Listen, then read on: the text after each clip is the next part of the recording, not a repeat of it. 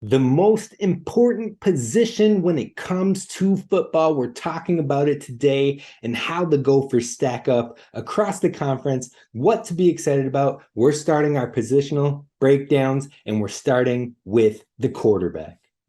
Hey, You are Locked On Golden Gophers. No matter what we're going to do here, we're just going to keep rowing. Your daily podcast on the Minnesota Golden Gophers. However it turns out, we're just going to keep rowing. Part of the Locked On Podcast Network. Your team every day. We're just going to keep rowing, and keep rowing.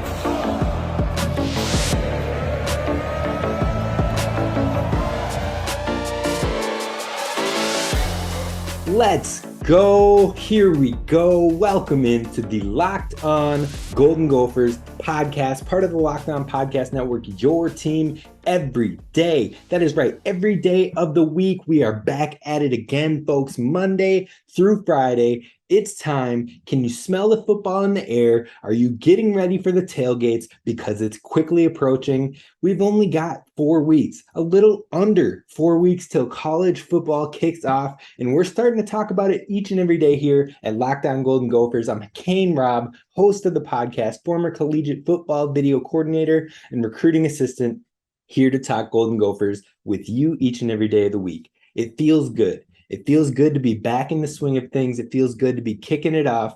We're going to start stepping production up. We're going to start trying to get more actively involved with different bits and pieces to make this the one-stop shop when it comes to Gophers sports, Gophers basketball, men's and women's, Gophers hockey, men's, and I'm going to try to get into women's hockey as well, as far as understanding it all and getting to know the team better. So, and then of course, we're going to talk about football. As other Gophers program sports do well, we'll be sure to mention it here. So be sure to hit subscribe on YouTube. We're building the channel, over 300 subscribers in the off season when we just got this thing kicked off in the late spring, late April. So I appreciate you guys for tuning in, and I encourage you to tell your friends, tell your boss, your fellow Gophers fans about the show, because it's time, folks. It's time to row the boat. And this is the show where we always continue to row. I'm excited. If you can't tell I'm stoked right now, I don't know what to tell you. I mean, I'm ready. Hopefully you are. And if you're not, you have a couple weeks, just a couple, to get on this level. All right, today we're talking about Gophers all week. We're talking about Gophers football all this week, all next week, and we are going to do an official positional grouping breakdown. Each and every position group, we're going to dive in deep. We're going to talk about the departures at that group. We're going to talk about the projected depth chart at that group. We're going to talk about how the group stood last year, how they fared last year when it came to statistics or on the field. And then we're going to talk about what my thoughts are on where that group ranks in the conference this season. So lots to talk about. We're going to jump right in. And today we're talking about the most important position on the field, and that is quarterback.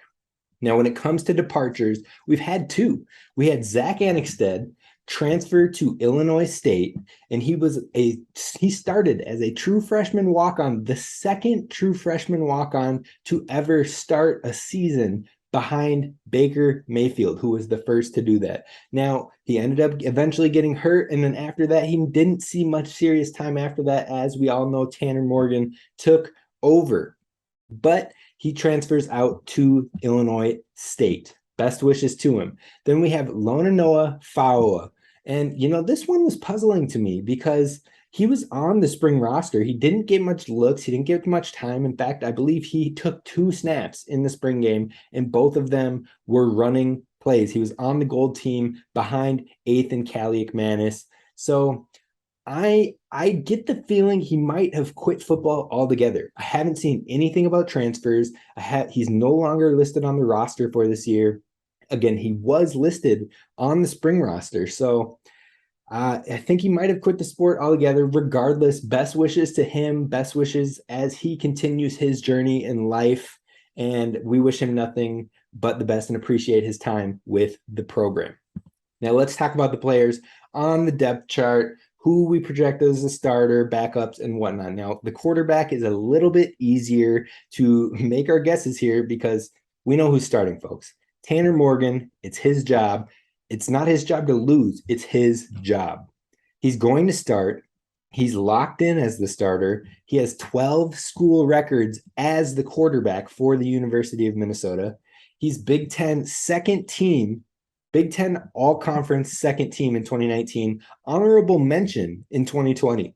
And now his record as a starter is 27-12. I get people are fatigued. I get that people saw him struggle last year, but you can't place that entire struggle on him because he was in a very poor offensive system. Mike Sanford's offensive system was trash, folks. Like, sorry. And I'm sure it's going to continue to be trash at Colorado. So good luck, Colorado. Good luck, Buffs fans. But it's no longer here. So we're happy. We're moving on. And I expect Tanner to move on successfully. Now, his 27 wins as a Minnesota quarterback are the most in school history. He's got 8,072 yards across his career, 56 touchdowns, and a 61.4 completion percentage. We've talked about him on the show time and time again. He's a strong leader on the field. He can be more of a game manager sometimes, but still he's efficient with the football. He takes care of the football. Never once had a season with double-digit interceptions. So don't let the longevity, don't let the fatigue bring you down with the season. Get encouraged, get excited. Tanner Morgan is going to be a big piece and a successful piece in this offense. When he's paired with an offensive coordinator that's shown any semblance of a good offense, he's done well. He did well his freshman year. He put up good per game averages his freshman year. And then his sophomore year, he blew up. Then we moved on to Mike Sanford. And it was rough. His junior year, it was the COVID year, and we had Sanford. And, it was tough. There were struggles, but there were still some flashes. Then senior year, I'm not going to make any excuses. It was a tough year. It was a bad year. And everything when it came to passing was basically unsuccessful. Now we're back with a quality OC. We're back to balance in the passing game versus the running game. And he's going to be more than capable. He's going to be an above average Power 5 quarterback. No, he might not be an NFL guy lighting the league on fire, but he can lead this team to a division title and bowl game victory. So hop on board one last time. This is all we got. Truly appreciate it. Appreciate what we've seen from him and what is yet to come. And I believe it will be, as the phrase goes, the best is yet to come. Now, jumping into the second string, this one is more of a toss-up and a camp battle. If I had to give my immediate thoughts on it, I would say Ethan McManus is the backup, the second string quarterback. Some people might disagree with me and say Cole Kramer, and I think we'll see more as camp rolls on. Now, to me, I believe Ethan McManus is the backup. I believe last year he was a redshirt. He saw no game action, but he saw a ton of action in that spring game. In fact, he only left the field for the Gold team, I believe, again, on two single snaps that he didn't play for that team. Otherwise, he was always on the field. Cole Kramer backed up Tanner Morgan, so he missed a drive or two when Tanner was in the game. Now, Ethan was the only quarterback to attempt to pass on the Gold team, and he may have the most natural arm talent on the team. Now, with Ethan, we saw flashes of brilliance and talent in the spring game, but we also saw young mistakes and moments of rawness, and you expect to see that. But he's a 4-star guy. He's the highly rated quarterback that Minnesota doesn't get often, and I think that we saw they're starting to hand him more responsibility, more opportunity to process the game at full speed. So I think this will be a major year for developing for him under Kirk Ciarrocca. And that said, as long as there's no injury to Tanner Morgan, I think he will rarely see the field this year. He might be able to play if Minnesota is blowing a team out and has a heavy lead in games. But again, we don't see that too often because usually we play somewhat more conservative, play heavily relying on our defense, play on the ground game. Now, I think We will open up the passing game some more. So there could be some opportunities maybe in some non-conference games, but time will tell. Again, he was a very highly rated recruit for Minnesota. In the spring game, he was 10 for 22, 143 yards, 1 touchdown. He also took 4 sacks and had 1 interception. So you saw the flashes, but you also saw the rawness. Now, the battle he will likely have with for that second string is Cole Kramer. I believe he's the third string. He has played some of that wildcat position that we saw Seth Green play as well. He played in 8 games in 2021. Cole Kramer did, but he only had 3 pass attempts. Now, in those 3 pass attempts, he was 3 for 3 for 62 yards and 2 touchdowns. So 2 of his 3 passes were touchdowns. Love to see it. Absolutely. Not going to hate on the guy. Local Minnesota kid. He's shown to at least be able to be capable of managing offense, and he can use his legs. He had 36 rushes last year in that similar Seth role to what we saw Seth play. And in those 36 rushes, he had 162 yards and 2 touchdowns on the ground. Like I said, I think he's going to play a similar role to that in 2022, barring injuries, but he could potentially be the second string quarterback. Again, fall camp will likely help us know who officially has that placement.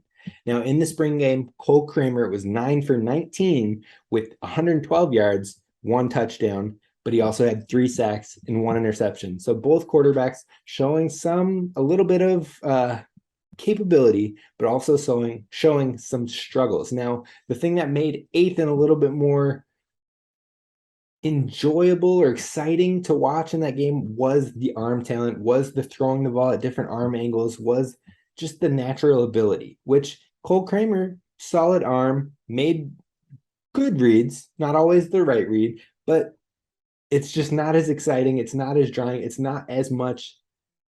The talent isn't as prominent. So that's why you get more excited for someone like Callie McManus. But whoever takes that second string job will have to earn it this fall. Now, the only other quarterback on the roster is Jacob Neuth, 4th string, likely will redshirt with no reps this year. He did not roll until the summer, so he wasn't here for spring ball. He was not an early enrollee. Fall camp will be his first official time with the team in full practices. So lots to process, lots to learn, and it'll be interesting to at least keep an eye on him because next year Tanner's gone and somebody has to take that role. Who could it be? It could be any of these 3 guys. I tend to lean Ethan, but we'll see. And whoever steps up throughout this year might get the first crack at it in spring. Now, Jacob Neuth threw for 2,413 yards and 26 touchdowns his senior year, leading his team to the South Dakota State Championship. He was an all-state player, an All-American All-American player, and he was the South Dakota Gatorade Player of the Year and South Dakota Offensive Football Player of the Year. He was ESPN's rated number 28 quarterback. He was a little bit lower on On3's consensus, where he came in at the number 37 quarterback. So those are the guys on the roster. That's the projected depth chart. Next, we're going to talk about how the QB room looked last year, how it rated across the country, and maybe some things to keep an eye on moving forward. First, folks, we need to talk about LinkedIn because as you gear up for fall, you need the right people on your team to help your small business fire on all cylinders. LinkedIn Jobs is here to make it easier to find the right people that you want to talk to faster and for free. That's right, I said for free. So you can create a free job post in minutes on LinkedIn Jobs to reach your network and beyond to the world's largest professional network of 810 million people.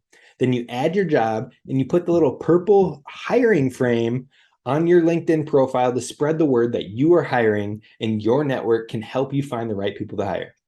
It has simple tools like screening questions, easy to focus on the candidates with the right skill sets, the right experience, so that way you can quickly prioritize who you'd like to interview with and hire. Now, it's why small businesses rate LinkedIn Jobs #1 in delivering quality hires versus leading competitors. LinkedIn Jobs helps you find the candidates you want to talk to faster. And did you know every week, nearly 40 million job seekers visit LinkedIn? That's right, 40 million. Post your job for free at linkedin.com/lockedoncollege. Again, that's linkedin.com/lockedoncollege to post your job for free. Now, thank you again for making Locked On Golden Gophers your first listen when it comes to Gopher sports. We're building the community. Be sure to follow wherever you get your podcasts. And please, I ask of you, leave a 5-star review. Now, I want to know what your favorite position heading into this season for football. What is the strongest position on our roster? What do you think is that strongest group? And we're going to talk about these breakdowns for the groups over the next few days. We'll do offense this week and defense next week. You'll hear what I think, but I want to know what you think. So drop a comment down below on YouTube. I super appreciate it. And let's talk more about quarterbacks. Now, looking at the stats for each of the players last season and how they fared, the only two on the roster still currently were Tanner Morgan and Cole Kramer, who saw any sort of passing attempts last season. Now, last season, Tanner Morgan had 2,044 pass yards and 10 touchdowns in 2021, and Cole Kramer had 62 yards and 2 touchdowns. It was now Tanner Morgan's best year, as we know, in 2019. He had 3,253 yards and 30 touchdowns with 7 interceptions and a 66% completion percentage. That is the best that we've seen from Tanner. Are we going to expect that immediately this year? Probably not, but I expect much better than what we saw in 2020 and 2021. In fact, I do think he can crack that 3,000 mark again. I think he can get really close to it at the very least. Now, he could see less touchdowns. He possibly could. Our run game is a lot stronger, I would say, than it was in 2019. So maybe he's in that 26 to 28 range as far as touchdowns go, but I do expect an uptick, and I expect some progression, it's going to be better. That's all I'm going to say. It's going to be better than what we saw. So breathe a little bit easier, lift the weight off your chest. The quarterback play is going to be so much better than what we've seen, especially these last 2 seasons. Now, looking at the group as a whole statistically last year, we were 115th in the nation in pass yards per game. That's of 130 schools. We were school 115 in pass yards per game. To make matters worse, we were 127th of 130 in pass attempts per game. And I've said this before, I know other analysts have said this before as well, but the only schools that attempted to pass the ball less than us per game were the armed forces schools, Air Force, Navy, and Army. You know, the schools that people literally think of, you run the ball when you play football there. Those are the only schools that passed the ball or attempted to pass the ball less than us. Now, when it was interceptions thrown per game, we were 39th in the league. So, you know, it wasn't terrible. You know, it wasn't like if you were at 130th there, you turn the ball over way too much. Now, 39th is not that bad, but I do actually believe it can get better than that. It was the worst passing year of the last 4 years. Thank you, Mike Sanford. But this still isn't horrific. It isn't horrid. 39th in interceptions thrown per game. With the low attempts, it's not great. You don't like to see that with the low number of attempts, but it'll improve this year. That is something that we've seen prior to, and even in 2020, it was better. And so I think last year you throw it out, you learn from it, and you just move on. And so I do expect that number to get better.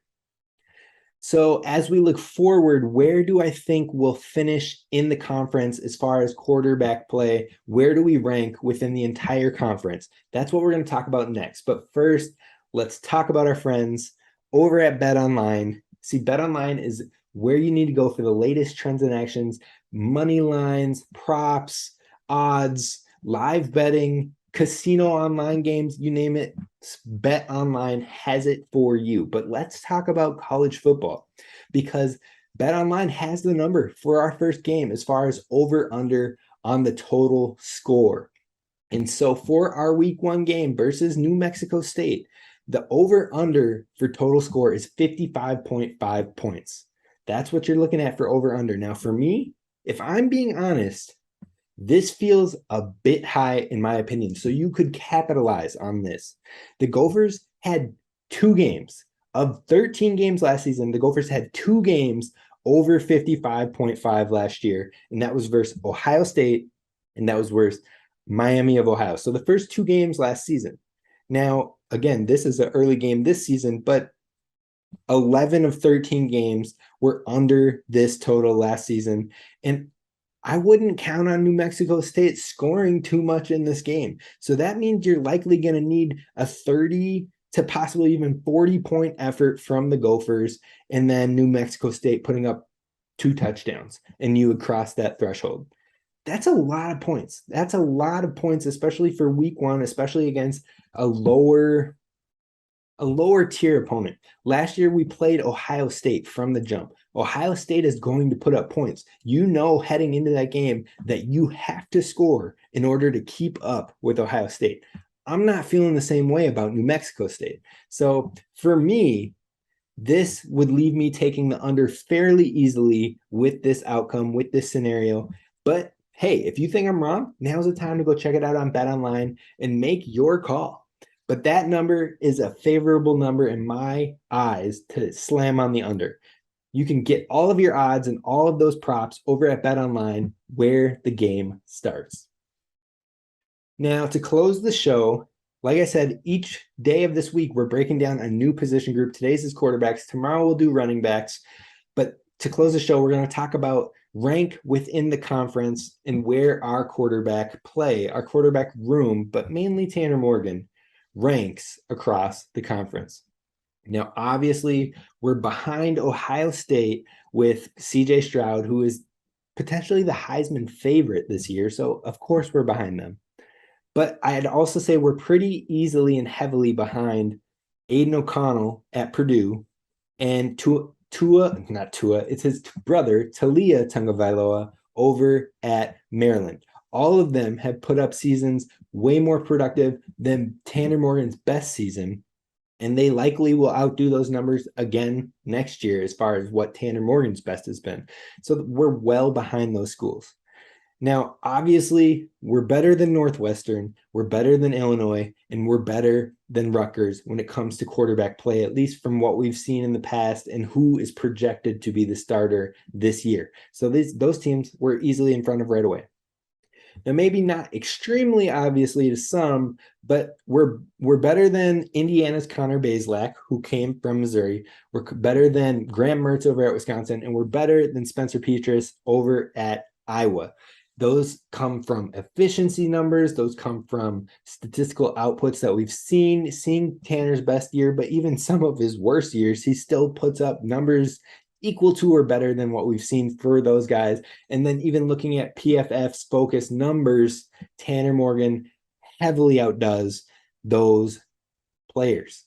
So I'm giving him the nod. I'm giving him the bump. We're ahead of them. So that puts us at least ahead of 6 schools already, but behind 3. So what does that leave us left? Well, Michigan, who, if you're looking at their combined room, you're looking at the playoff effort last year of both Cade McNamara and JJ McCarthy, I'd say those guys put together, their room is better than what we have, or what we've seen at least so far from the Gophers. So I'll give them the nod. I will give Michigan the nod, and that puts 4 schools in front of us for sure. That leaves Michigan State, Penn State, and Nebraska when it comes to ranking these quarterbacks. Now, Casey Thompson at Nebraska, Peyton Thorne at Michigan State, and Sean Clifford at Penn State all have had better seasons than Morgan last year, but Morgan's best year is better than all of their best seasons so far as well. So it's a little bit more of a toss-up than people using recency bias and saying, oh, well, Tanner Morgan stunk last year, and so clearly Casey Thompson coming over is better. Did you see him at Texas? Or Peyton Thorne went crazy last year, so he's obviously better than Tanner Morgan. Did you see last year? Recency bias, folks, it's a gross thing. It's a terrible habit, and people get caught in it a lot. But unfortunately, not when it comes to the Gophers. You don't see them saying, oh, the Gophers were 9-4 last year. They're going to be maybe even better this year with so much returning production. Why is that? Why don't they think that? I won't get it, but let's move back to the point here, which is where would he fit with these guys? Now, I'll give Penn State the edge over the Gophers simply because, not because of Sean Clifford. Sean Clifford and Tanner Morgan are probably in a similar vein, but because they have Drew Aller on the roster waiting in the wings. He is a top 4 quarterback of the class of 2022. So they've got a heavily talented guy. I believe he's a 5-star recruit waiting in the wings. So I'll give them the bump there. Now, when you're looking at Nebraska and Michigan State, for me, seeing is believing. I want to see it happen before I project someone being great or someone being better than another. So Peyton Thorne last year, he did have a year very comparable to Tanner Morgan's 2019. He had a little less yards and slightly less touchdowns, but it was fairly comparable. That being said, he is also a lot younger, so that could have been his best year like we saw for Morgan, or he could improve. So I will give him the nudge over Tanner Morgan and the Gophers. I'll give Michigan State the nudge here simply because it is more recent and the future could be better. Whereas, we've seen a decline since Tanner's best year. So we'll give Peyton Thorne the nudge there. But when it comes to Casey Thompson just came from Texas. He was in an offensive friendly system and he struggled. He bounced around with Hudson Card as far as who was the starter. And, if you struggled in an offensive friendly system, you barely cracked 2,000 yards as it was, just like Tanner barely cracked 2,000 yards last year. I'm not going to just jump to the hype and be like, oh, well, he's with Scott Frost and they've got new coordinators and Nebraska. Nah, man. I got to see it. I got to believe it. So Tanner Morgan, I'm giving him the bump over Nebraska here. So that places the Gophers at 7th in the conference for the quarterback position.